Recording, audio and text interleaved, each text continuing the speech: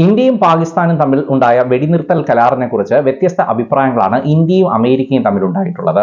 ഇന്ത്യയുടെ അഭിപ്രായം എന്ന് പറയുന്നത് ഇരു രാജ്യങ്ങളും തമ്മിൽ നടന്ന DGMO ചർച്ചകളെ തുടർന്നാണ് ഇന്ത്യയും പാകിസ്ഥാനും വെടിനിർത്തിയതെന്നാണ്. എന്നാൽ അമേരിക്ക പറയുന്നത് അമേരിക്കയുടെ മധ്യസ്ഥതയിലാണ് ഇരു രാജ്യങ്ങളും വെടിനിർത്താൻ തീരുമാനിച്ചതെന്നാണ്. അമേരിക്കൻ പ്രസിഡന്റ് ഡൊണാൾഡ് ട്രംപ് തന്റെ സോഷ്യൽ മീഡിയ പ്ലാറ്റ്ഫോമിലൂടെ പറഞ്ഞത് തങ്ങളുടെ നേതൃത്വത്തിൽ നടന്ന വളരെ ബുദ്ധിപരമായ തീരുമാനത്തിലൂടെയാണ് ഇന്ത്യയും പാകിസ്ഥാനും ഇങ്ങനെ ഒരു തീരുമാനത്തിലെത്തിയതെന്നാണ്. പാകിസ്ഥാനും അത് ശരിവച്ചിട്ടുണ്ട്. എന്താണ് ഈ തീരുമാനം ഇത്രയും വിവാദവും വ്യത്യസ്തവുമാകാൻ കാരണം? വരൂ പരിശോധിക്കാം. Welcome to Vivek's views. Kashmir സംബന്ധമായ എല്ലാ വിഷയങ്ങളും ഇന്ത്യ തങ്ങളുടെ ആഭ്യന്തര പ്രശ്നങ്ങളായിട്ടാണ് കണക്കാക്കിയിട്ടുള്ളത്. അതുകൊണ്ട് തന്നെ ഒരു മൂന്നാം കക്ഷിയുടെ ഇടപെടൽ ഇന്ത്യ ആവശ്യപ്പെടുകയോ അംഗീകരിക്കുകയോ ചെയ്യുന്നതല്ല. 1972 ഷിംല കരാർ അടിസ്ഥാനത്തിലാണ് ഇത്. മറ്റു രാജ്യങ്ങളൊക്കെ ഇത്തരം പ്രശ്നങ്ങൾ ഉണ്ടാകുമ്പോൾ സൗഹൃദപരമായ ഇടപെടൽ നടത്താറുണ്ടെങ്കിൽ പോലും അതൊരു മൂന്നാം കക്ഷി ഇടപെടലായി കണക്കാക്കാറില്ല. ബിൽ ക്ലിന്റന്റെ കാലത്ത് തന്നെ ഇന്ത്യ പാകിസ്ഥാൻ യുദ്ധമുണ്ടായപ്പോൾ അന്ന് അമേരിക്ക ഈ പ്രശ്നം UN തലത്തിലേക്ക് വരെ എത്തിക്കാൻ ശ്രമിച്ചിട്ടുള്ളതാണ്. അന്നും അത് ഇന്ത്യ അംഗീകരിച്ചിട്ടില്ലായിരുന്നു. കഴിഞ്ഞ ദിവസം ഉണ്ടായ വെടിനിർത്തൽ ഒരു ധാരണ മാത്രമാണ്.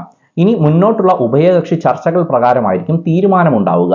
അതുകൊണ്ട് തന്നെയാണ് സിന്ധു നദീജല കരാറിൽ നിന്നും ഇതുവരെ ഇന്ത്യ യാതൊരു പുനഃപരിശോധനയും നടത്താത്തത്. ഈ പ്രശ്നം തുടങ്ങിയപ്പോൾ ട്രംപ് ആദ്യം പ്രതികരിച്ചത് ഈ നാണംകെട്ട പരിപാടിയിൽ നിന്ന് ഇവർക്ക് പിന്മാറിക്കൂടെ എന്നാണ്. രണ്ടാമത് American vice president JD Vance ഇതിനോട് പ്രതികരിച്ചത് ഇത് ഞങ്ങളുടെ പ്രശ്നമേ അല്ല എന്നാണ്. പിന്നെ American state secretary Marco Rubio ഈ പ്രശ്നം രമ്യമായി പരിഹരിക്കപ്പെടണമെന്ന് ആവശ്യപ്പെട്ടു. ഇതിൽ നിന്നൊക്കെ വളരെ വ്യത്യസ്തമായി പൊടുന്നനെ ഒറ്റ ദിവസം വന്ന് അമേരിക്ക അവകാശപ്പെട്ടത് തങ്ങളുടെ മധ്യസ്ഥതയിലാണ് ഈ പ്രശ്നങ്ങളെല്ലാം സോൾവ് ചെയ്തതെന്നാണ്. അന്താരാഷ്ട്ര തലത്തിൽ പ്രശ്നങ്ങൾ ഉണ്ടാകുമ്പോൾ സുഹൃത്ത് രാജ്യങ്ങൾ അതൊക്കെ സോൾവ് ചെയ്യാൻ ശ്രമിക്കുന്നത് ഒരു സാധാരണമായിട്ടുള്ള കാര്യമാണ്.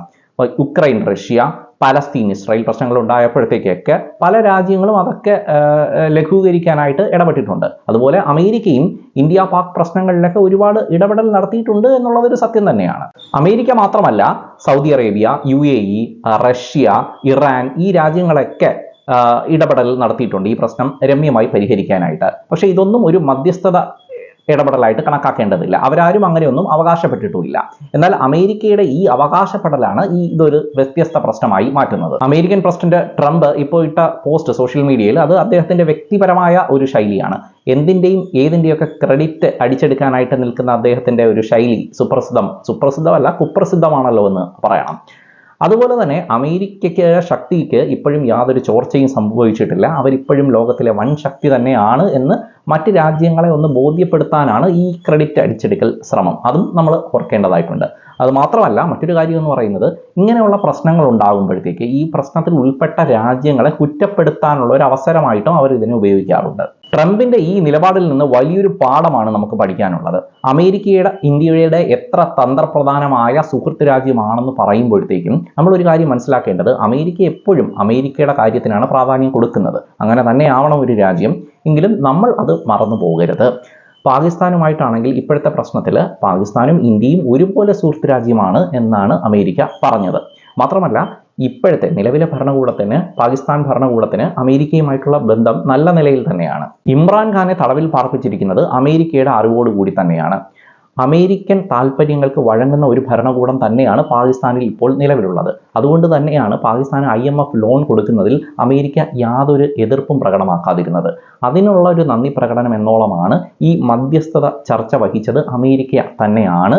അങ്ങനെ അവർക്കുള്ള പ്രധാന പങ്ക് ഉണ്ട് എന്ന് പാകിസ്ഥാൻ പരസ്യമായി പ്രതികരിച്ചത്. ഇതൊക്കെ വിരൽ ചൂണ്ടുന്നത് India-US ബന്ധത്തിന്റെ പരിമിതികളിലേക്കാണ്. എത്രയൊക്കെ കരാറുകളിൽ ഒപ്പിട്ടാലും എത്രയൊക്കെ സന്ദർശനങ്ങൾ നടത്തിയാലും അമേരിക്കയ്ക്ക് എപ്പോഴും അമേരിക്കയുടെ കാര്യം തന്നെയാണ് വലുത്. ഇത്രയും ചെറിയൊരു കാര്യത്തിന് പോലും ഇന്ത്യയോടൊപ്പം നിൽക്കാൻ സാധിച്ചില്ല എന്നുണ്ടെങ്കിൽ India-US ബന്ധത്തിന്റെ അസ്തിത്വം എന്താണ്? മാത്രമല്ല, തീവ്രവാദത്തോട് സന്ധിയില്ലാ നിലപാടാണ് അമേരിക്ക സ്വീകരിക്കുന്നത് എന്ന് പറയുന്നതിൽ എന്ത് യുക്തിയാണുള്ളത്? ഇനി ആരൊക്കെ എന്തൊക്കെ അഭിപ്രായങ്ങൾ പറഞ്ഞാലും ഇതിന്റെ എല്ലാം ഫൈനൽ റിസൾട്ട് ഇരിക്കുന്നത് India-Pakistan ചർച്ചകളിലാണ്. ആ ചർച്ചകൾ നടക്കേണ്ടത് ഷിംല കരാർ അടിസ്ഥാനത്തിൽ തന്നെയാണ്. കാരണം ആ കരാർ പ്രകാരം നടന്നാൽ മാത്രമേ മൂന്നാം കക്ഷികളുടെ അനാവശ്യ ഇടപെടലുകളും കാശ്മീർ പ്രശ്നം അന്താരാഷ്ട്രവൽക്കരിക്കാനുള്ള ശ്രമവും ഒക്കെ നമുക്ക് തടയിടാൻ സാധിക്കൂ. കാശ്മീർ ഇന്ത്യയുടെ ആഭ്യന്തര പ്രശ്നമാണ്. അത് പരിഹരിക്കാൻ ഒരു മൂന്നാം കക്ഷിയുടെയും ആവശ്യമില്ല എന്നാണ് ഇന്ത്യ ഇക്കാലം അത്രയും സ്വീകരിച്ച നിലപാട്. അതുതന്നെയാണ് പ്രധാനമന്ത്രി നരേന്ദ്രമോദിയും കഴിഞ്ഞ ദിവസം അസന്നിഗ്ധമായി വ്യക്തമാക്കിയത്. തങ്ങളെ സംബന്ധിക്കുന്ന എന്ത് പ്രശ്നവും പരിഹരിക്കാനുള്ള ഇച്ഛാശക്തിയും ശേഷിയും ഇന്ത്യക്കുണ്ട് എന്നുള്ളതാണ് ഈ വെടിനിർത്തൽ കരാറിന്റെ അടിസ്ഥാനം. എന്നാൽ മറിച്ച് പാകിസ്ഥാനാകട്ടെ മറ്റ് ഗത്യന്തരമില്ലാതെ ഇന്ത്യയോട് ഈ വെടിനിർത്തൽ കരാറിന് അപേക്ഷിക്കുകയായിരുന്നു. യുദ്ധം ഒന്നിനും ഒരു പരിഹാരമേ അല്ല. ഒരു യുദ്ധത്തിൽ വിജയികളില്ല. അവിടെ ഒരു കൂട്ടർ വലിയ തോൽവി ഏറ്റുവാങ്ങുമ്പോൾ മറ്റു കൂട്ടർ ചെറിയ തോൽവിയാണ് ഏറ്റുവാങ്ങുന്നത്. അത് നമ്മളെല്ലാവരും മനസ്സിലാക്കണം. ജയ് ഹിന്ദ്.